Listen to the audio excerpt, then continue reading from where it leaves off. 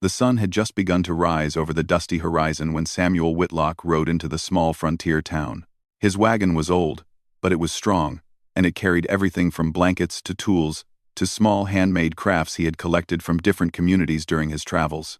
Every few months, Samuel appeared in town with something new, and people always gathered because they knew he brought useful items, sometimes even rare ones. His arrival meant excitement, news, and a chance to trade for things they could not make themselves. He guided his horses through the main street, waving at familiar faces. Samuel was a friendly man, thin and cheerful, with a habit of turning even ordinary moments into stories. And because he had been traveling for years, he knew many people, settlers, ranchers, and families from nearby native communities. He believed in building peaceful relationships and treating everyone fairly, something that made him well respected in most places he visited. Riding with him that morning were two Apache sisters, Naya and Loma. The sisters had joined him 3 days earlier, asking for help to travel safely to another settlement many miles away. Their relatives lived there, and the sisters hoped to reunite with them after several months of being separated due to travel, seasonal movement, and unpredictable weather. Samuel agreed to take them along. And in return, they helped organize his wagon, repair small items, and prepare fresh meals on the road. He enjoyed having them with him. They were polite, skilled, and gentle in their manner. Naya, the older sister, was calm and thoughtful. She had a careful way of speaking, choosing each word with purpose. Loma, a few years younger, had more energy, always observing new things with curiosity. Both were talented with their hands. They could weave strong, colorful blankets, decorate leather with tiny beads, and craft useful items from natural materials. As the wagon stopped in front of the trading post, a small crowd began to gather. People had heard Samuel was back, and they wanted to see what he brought this time. Some carried coins, others brought items to trade, and a few just came to enjoy watching the excitement. Samuel stood on top of his wagon and clapped his hands to catch everyone's attention. "Ladies and gentlemen," he called with a big grin, "I have returned with another fine collection of goods from near and far, and today I also bring two skilled sisters who can weave, sew, decorate leather, and help repair anything that needs care." People turned their eyes toward Naya and Loma. The sisters stood side by side, their posture straight, their expressions calm but slightly unsure. They were not used to large groups staring at them, and they did not know how the townspeople would react. But Samuel whispered to them earlier not to worry. This town was usually friendly, just cautious with strangers at first. To lighten the mood, Samuel playfully added, "Buy one, get one free. If you hire Naya, you get Loma's help at no extra cost." He laughed loudly after saying it, making a few others laugh as well. The joke broke the tension, and people relaxed. The crowd began to examine the goods in the wagon. There were warm blankets, leather straps, handmade jewelry, carved wooden spoons, and several useful tools like small hammers and strong ropes. Children pointed excitedly at colorful items, while adults asked Samuel about prices. But even with the excitement around the goods, many people kept glancing at the two sisters. Some were curious, some simply unsure how to approach them. Although many townsfolk had seen native families before, they rarely interacted directly, mostly out of unfamiliarity rather than unkindness. People tended to stick to what they knew. The sisters stood quietly, waiting for Samuel's direction. After a few minutes, he encouraged them to show their weaving samples. Naya gently unfolded a beautifully woven blanket with bright patterns, and Loma displayed several beadwork pieces that shimmered in the sunlight. A few people came closer to look. An older woman admired the designs and asked questions. A young girl smiled shyly at Loma's beadwork, and Loma returned a small smile. But most people hesitated, whispering among themselves. It wasn't that they doubted the sisters' skills, they simply weren't sure how to interact with people from a different culture. Uncertainty made them step back, even though they were clearly impressed by the work. Samuel noticed the hesitation and tried to encourage them again. "You won't find better craftsmanship anywhere," he said. These sisters have skills that would improve anyone's home, ranch, or workshop. The crowd agreed quietly but still didn't move forward to hire them. Samuel shook his head with a soft sigh. He had seen this before. People took time to warm up to new faces, especially when they didn't understand their background or customs. Meanwhile, Naya and Loma remained patient. They were used to traveling and meeting unfamiliar groups. They knew people often needed time to trust those who were different. They did not judge or complain. They simply waited respectfully. Across the street, leaning against the railing outside the small saloon, stood Elias Turner. Elias was known in town as a dependable cowboy who worked on a ranch a few miles away. He had been up since dawn repairing fencing and had ridden into town only for supplies. He wasn't the loud, bragging type like some cowboys. He was quiet, observant, and steady in both his words and actions.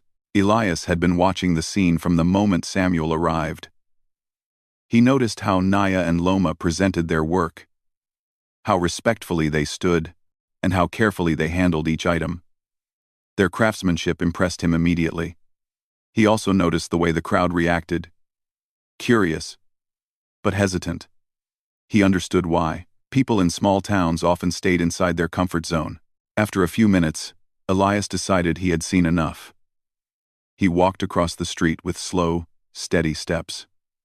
The crowd parted a little as he approached the wagon. He removed his hat politely and nodded at the sisters. "Good morning," he said in a gentle tone. Naya and Loma returned his greeting with small nods. Samuel's face brightened when he saw Elias. "Elias Turner," Samuel said. "Just the man who knows quality work when he sees it." Elias smiled slightly. "These blankets and beadwork look strong and well made," he said. His voice was calm, carrying a quiet respect that made the sisters feel more comfortable. Naya explained, in simple words, that the patterns in the blankets had meanings connected to family, nature, and seasons. Loma showed how each row of beads was carefully placed to form small symbols. Elias listened with genuine interest, something the sisters noticed right away. After examining more pieces, Elias looked at Samuel and the sisters and said, "I could use help on my ranch. Repairs, leather work, and maybe some weaving for saddle blankets. If the offer is honest, I'd like to hire both of them."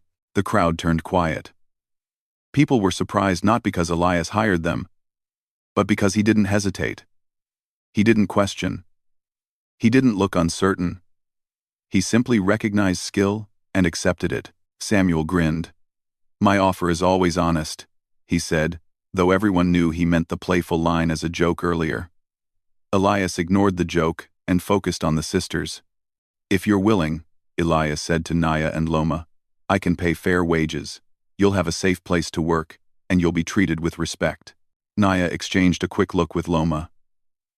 They felt sincerity in Elias's voice. He didn't speak too much, but every word felt steady and reliable. After a quiet moment, Naya nodded and said softly, "We will work hard. Thank you." The decision settled the crowd. A few people seemed relieved, others simply accepted it, realizing Elias's judgment was usually sound. Some even started to wonder if they should have hired the sisters earlier, but they kept those thoughts to themselves. Samuel helped the sisters gather their belongings from the wagon. Elias carried a few items to make the load lighter. The sisters thanked Samuel for his kindness and safe travel. He wished them well and told them they were always welcome to travel with him again if needed. As Elias walked with Naya and Loma toward his horse, the morning sun grew warmer, and the town slowly returned to its usual routine. But something felt different. The sisters felt hopeful. Elias felt quietly satisfied with his choice. And Samuel, preparing his wagon again, smiled to himself, thinking that today's unexpected turn would make a fine story to tell in the next town. If you want, I can write Part 2, 1500 words, in the same simple and engaging style. Elias walked slowly beside his horse while Naya and Loma followed with their small bundles of belongings. The town behind them grew quieter as they moved farther away, and the soft sound of horseshoes against dirt replaced the chatter of the morning crowd. The sisters felt a light mixture of nervousness and hope. They were stepping into a new environment, one they had never imagined when they first asked Samuel for help days earlier. But something about Elias's calm nature made the journey feel less uncertain. Elias wasn't a man who filled silence with unnecessary words. He believed that people understood each other better through actions than long speeches. Still, he made sure the sisters walked comfortably and asked gently, "Are the bags too heavy?" Naya shook her head politely. "We're fine," she replied. Loma nodded in agreement, her voice soft but cheerful. Elias gave a small smile and continued walking. The trail to his ranch passed through open fields, low hills, and tall grasses that swayed in the breeze. Along the way, Elias pointed out a few things that might help the sisters feel more familiar with the area. He showed them the creek that ran close to his property, the old oak tree that stood like a landmark, and the long stretch of land where wildflowers grew during spring. He didn't speak much, but when he did, his words were steady and friendly. Naya and Loma listened carefully. They appreciated how Elias treated them not as strangers, but as guests who deserved respect. Many travelers they had met in the past spoke with impatience or avoided conversation altogether. Elias was different. He allowed silence when needed, and shared information gently when useful. After nearly an hour of walking, the ranch came into view. It wasn't large, but it was well cared for. A small wooden house, a stable, and a fenced area for horses stood neatly under the afternoon sun. Smoke rose lightly from a chimney, suggesting someone had cooked earlier. The place felt peaceful, as though it sat slightly apart from the world's noise and worries. "This is home," Elias said simply. His voice carried a quiet pride. Naya studied the surroundings. She admired the way the home blended with the land instead of trying to stand out. Loma noticed the horses first. They were strong, healthy, and surprisingly calm, grazing near the fence without worry. She had always liked animals, and seeing such gentle horses made her smile. Before entering the house, Elias turned to the sisters. "I want you both to feel safe here," he said. "You don't have to rush into work today. You can rest, walk around, and get to know the place. Tomorrow, we can begin with small tasks." His kindness surprised the sisters. They expected to start working immediately. Many people they had met in the past expected effort before offering comfort. But Elias wanted them to settle first. His thoughtfulness eased the tension they carried. Inside the house, the air smelled of wood and faint spices from the earlier cooking. The furniture was simple but clean: a sturdy table, a few chairs, and shelves with neatly arranged tools and supplies filled the space. A second small room had blankets folded carefully in one corner. Elias pointed toward it and said, "You both can use this room. It's not big, but it's warm at night." Naya and Loma thanked him sincerely. They placed their belongings and took a quiet moment to breathe. Being in a safe place after days of unpredictable travel felt comforting. They looked at each other and shared a silent expression of relief. A little while later, Elias knocked softly on the doorframe and asked if they would like something to eat. He had prepared simple food: bread, beans, and cooked vegetables. The sisters joined him at the table. They ate quietly at first, unsure if they should speak. But Elias encouraged them by asking about the weaving patterns they showed earlier in town.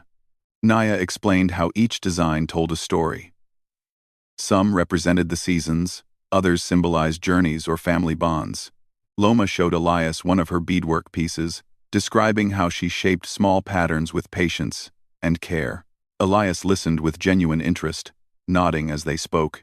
"You both have real skill," he said. "Your work is thoughtful and honest."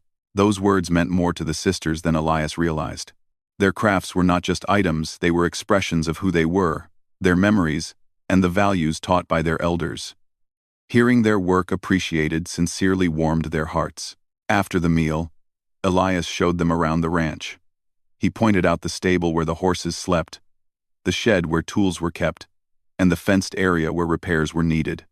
He mentioned that some leather straps on the saddles required mending, and that a few saddle blankets were worn out from long rides. Naya and Loma nodded, already imagining how they could use their skills to help. As the sun began to lower behind the hills, the sky turned golden.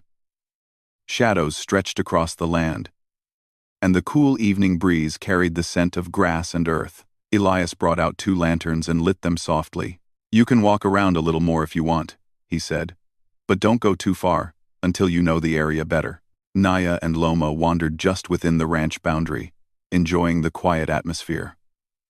Loma gently touched the wooden fence, appreciating how sturdy it felt. Naya took slow steps, observing the land carefully. She had always been thoughtful, taking time to understand new environments before fully settling into them. When they returned to the house, the evening had turned calm. Elias sat by the window polishing a small leather strap. He looked up and smiled briefly. "It's getting cold. You should rest soon." The sisters nodded and went to their room. Inside, they sat on the blankets and talked softly. Loma whispered, "He is kind." Naya agreed. "Yes. And he means what he says." They both felt safer than they had in weeks. Morning came with the gentle sound of birds and the smell of fresh air. Elias was already awake, feeding the horses. The sisters joined him soon after. Naya helped refill the water buckets while Loma brushed one of the calmer horses. Elias watched them quietly, noticing how naturally they interacted with the animals. After a while, Elias brought them to the stable to show the leather items that needed mending: bridles, saddles, and reins worn from long use. Naya examined each piece carefully, explaining which ones needed stitching and which needed replacing. Loma prepared the materials while Elias listened closely. They worked peacefully throughout the morning. The ranch filled with soft sounds, thread pulling through leather, tools tapping gently, and horses shifting in the stable. Elias repaired wooden items nearby, while the sisters worked on the leather.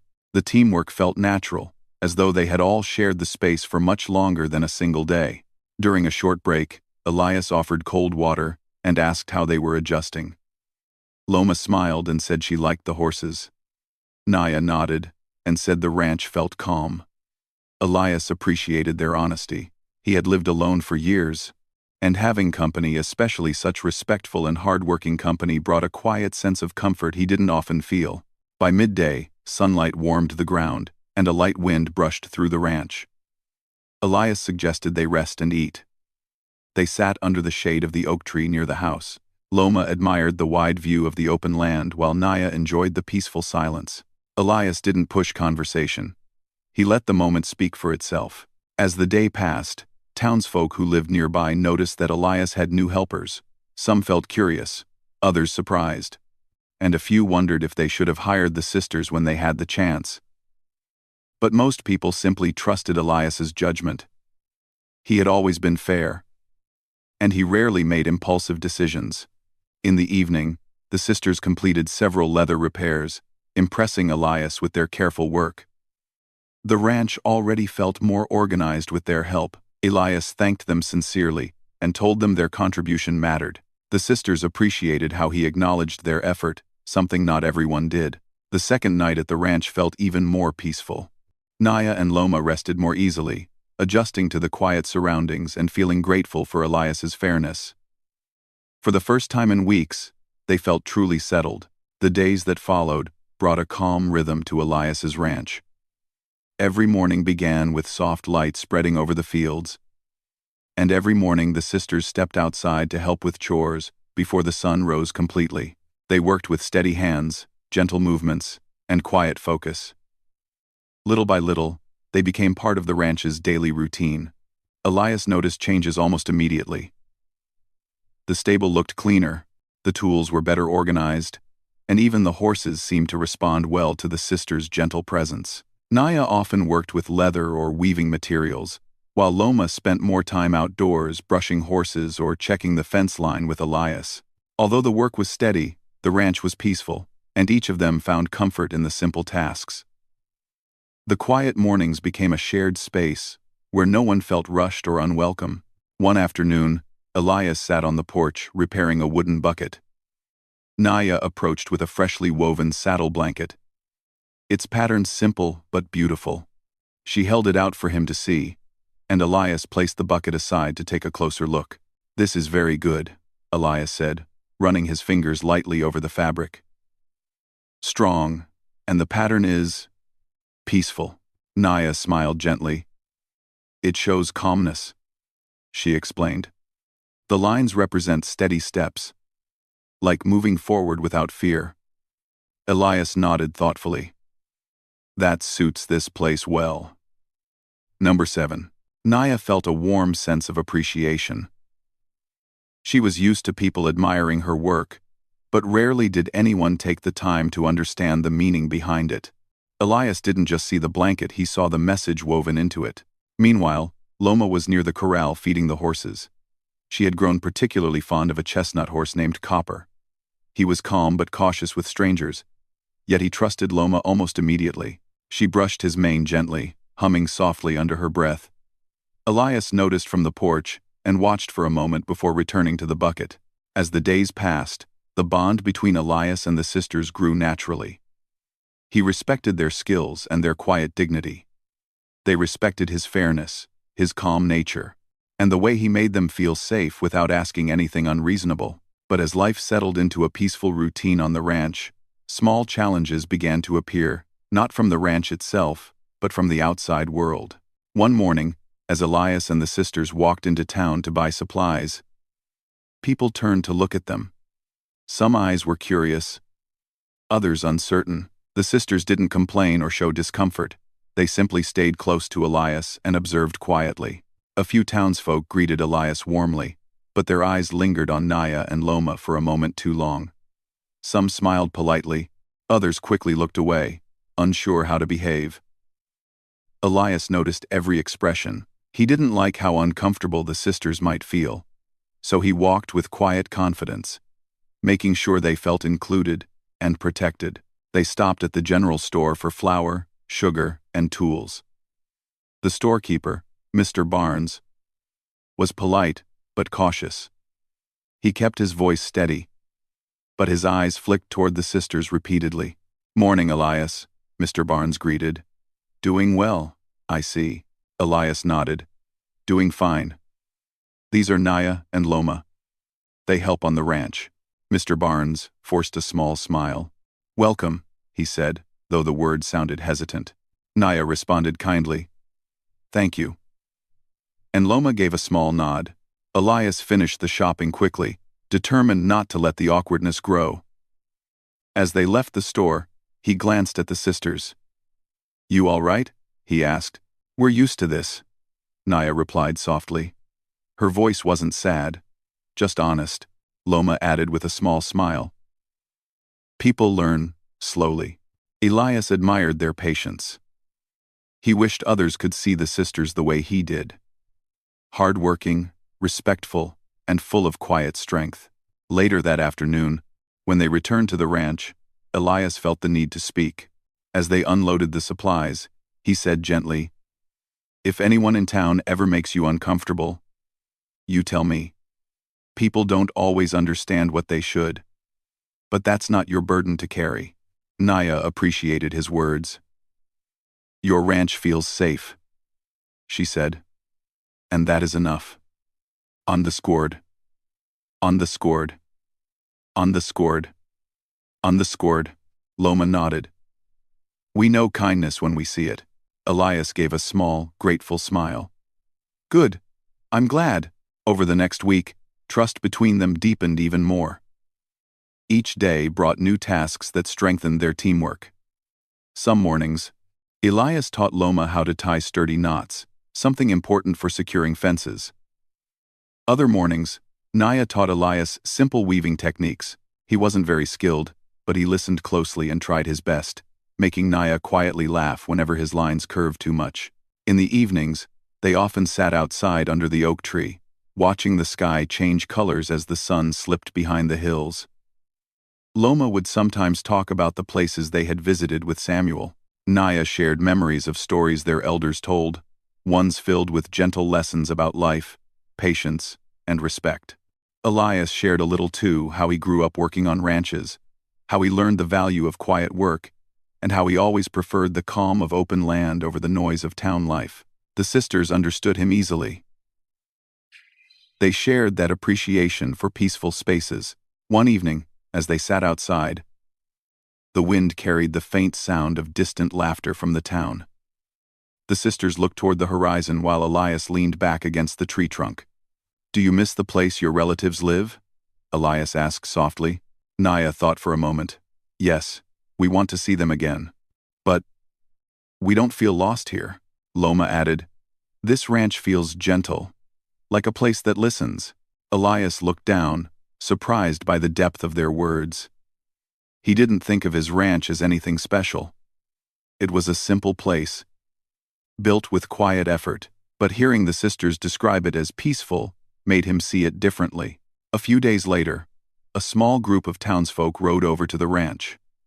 They came out of curiosity, wanting to see how the sisters were settling in. While some were friendly and polite, others were less open, asking questions that felt unnecessary or overly cautious. Elias answered for the sisters when needed. He didn't want them to feel pressured.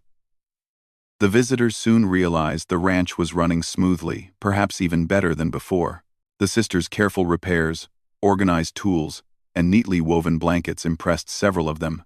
A woman named Mrs. Harper admired a saddle blanket hanging on the fence. "This is lovely," she said. "Did they make this?" "Yes," Elias replied simply. She looked at Naya with respect. "You do beautiful work." Naya smiled politely. "Thank you." Interactions like these slowly softened the opinions of some townsfolk. People began to see the sisters as skilled workers rather than strangers. The change was slow, but it was happening. One afternoon, while Elias was fixing the roof of the shed, a soft thud caught everyone's attention. Loma had dropped a small wooden box she'd been carrying. It cracked slightly at the corner. She sighed, kneeling to pick it up. Before she could lift it, Elias climbed down and knelt beside her. "Let me see," he said gently. "It slipped," Loma explained, embarrassed. "It happens," Elias replied calmly. "To everyone." He examined the crack. "This can be fixed," he said. "We'll repair it together." Loma nodded, relieved. Naya watched from a few steps away, appreciating how gently he handled the moment. Small gestures like that made the sisters feel secure. They didn't have to hide mistakes or fear unreasonable reactions. They were treated like capable partners, not temporary workers. As the weeks passed, the bond between the three grew stronger. They shared meals, stories, work, and silence. All of it created a quiet trust that felt natural, not forced. But underneath that peace was a truth they all knew. The sisters still hoped to reunite with their relatives someday. The thought lingered softly in their minds, like a distant path waiting to be taken. Still, every day spent at the ranch made that path feel a little more complicated, a little more emotional. For the first time in a long while, Naya and Loma felt safe, valued, and understood. And Elias, who had long grown used to solitude, began to realize how much warmth their presence brought to his quiet life. The next morning arrived with a soft golden light resting on the rooftops, and the world outside felt calmer than the night before. Yet inside, Armin's heart, a new kind of restlessness was growing. After everything he had faced, after all the moments of confusion, decisions, fear, and hope, he finally understood that life was giving him a new chance. It was up to him whether he would take it or let it pass. Like so many chances he had ignored earlier, he stood by the window for a long time, watching people walk to work, seeing children rushing to school, and listening to the faint noise of the city waking up. Everything looked ordinary. But for him, it felt like the start of something important. Armand took a deep breath and reminded himself of the promise he had made.